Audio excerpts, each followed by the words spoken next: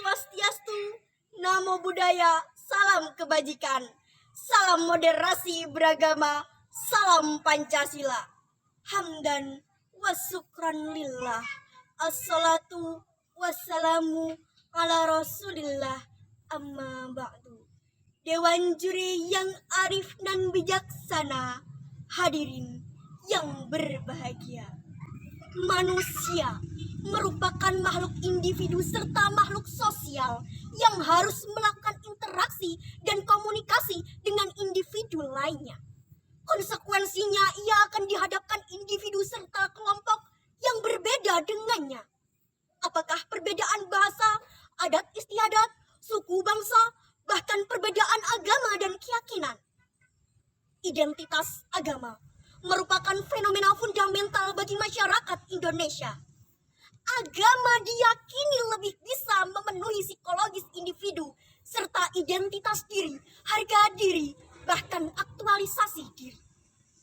Jika seorang individu memiliki keyakinan bahwa semua agama benar, maka ia akan dianggap berakidah samar-samar.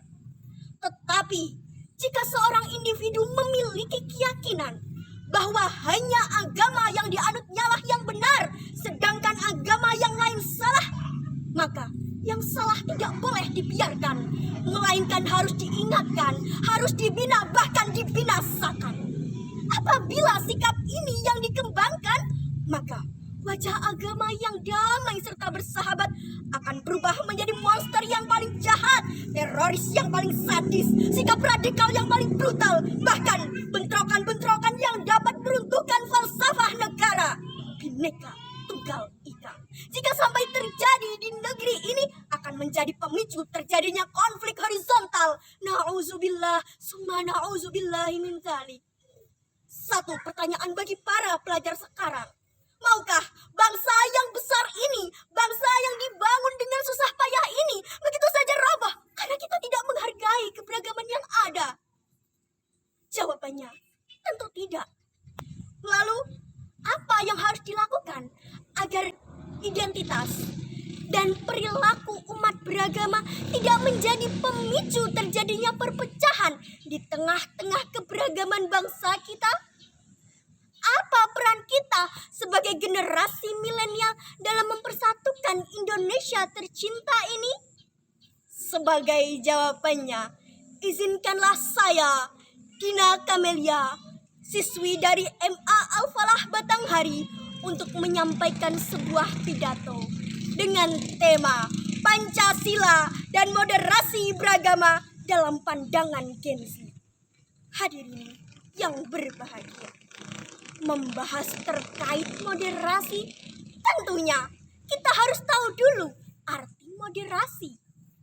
Moderasi adalah jalan tengah, yaitu dalam menyikapi suatu persoalan atau sikap menjadi penengah dalam memberikan solusi yang seimbang, yang adil atau proporsional di antara dua titik yang ekstrim ataupun dua titik yang mengalami kesenjangan sosial.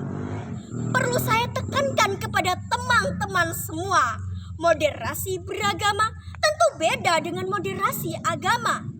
Agama tidak perlu dimoderasi karena agama sendirilah yang telah mengajarkan kita keseimbangan juga persatuan. Dan untuk mencapai moderasi beragama tersebut, kita memerlukan toleransi.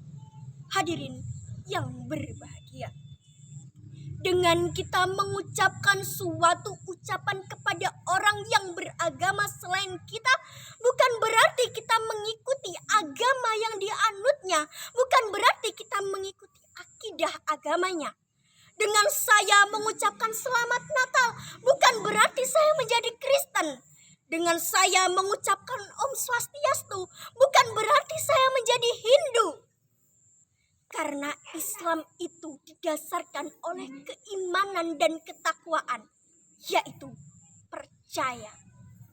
Mengucapkan melalui lisan, membenarkan dengan hati, lalu melakukan dengan amal perbuatan. Sama halnya dengan orang yang berbeda agama, ketika dia mengucapkan kepada umat Islam selamat Hari Raya Idul Fitri, selamat Hari Raya Idul Adha, selamat Maulid Nabi dan lain sebagainya bukan berarti dia menjadi Islam. Karena Islam itu adalah asyhadu alla ilaha illallah wa asyhadu anna Muhammadar Rasulullah. Yaitu percaya, mengucapkan melalui lisan, lalu membenarkan dengan hati, kemudian melakukan dengan amal perbuatan. Jika kita mengucapkan kalimat antar agama, itu hanya sebatas toleransi untuk menghargai agama selain kita. Lakum dinukum waliyadin, untukmu agamamu dan untukku pula agamaku.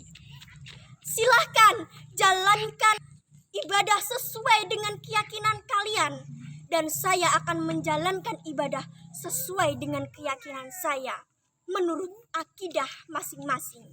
Hadirin yang berbahagia, dalam tatanan masyarakat yang dipenuhi dengan keberagaman keyakinan, menjaga toleransi antar umat beragama merupakan landasan penting dalam harmoni dan persaudaraan. Generasi Z bukan hanya merupakan saksi, namun juga aktor utama dalam mempersatukan bangsa Indonesia. Dengan mengamalkan nilai-nilai Pancasila dan semangat moderasi beragama, kita sebagai agent of change memiliki kesempatan langka untuk membangun peradaban yang lebih positif, yang lebih harmonis, menjunjung tinggi nilai-nilai keluhuran bangsa, serta menanamkan keadilan dalam tatanan sosial yang semakin multikultural dan kompleks. Atas nama siswa Indonesia, mari kita bergandengan tangan, melangkah bersama dan menebarkan semangat kebaikan dalam bingkai Pancasila dan moderasi beragama, tapi dengan catatan tidak keluar dari prinsip agama sendiri, supaya tercipta sila ketiga Pancasila, yakni persatuan Indonesia. Sekian dari saya akhiri. Wallahul muwaffiq ila aqwamit thoriq. Wassalamualaikum warahmatullahi wabarakatuh.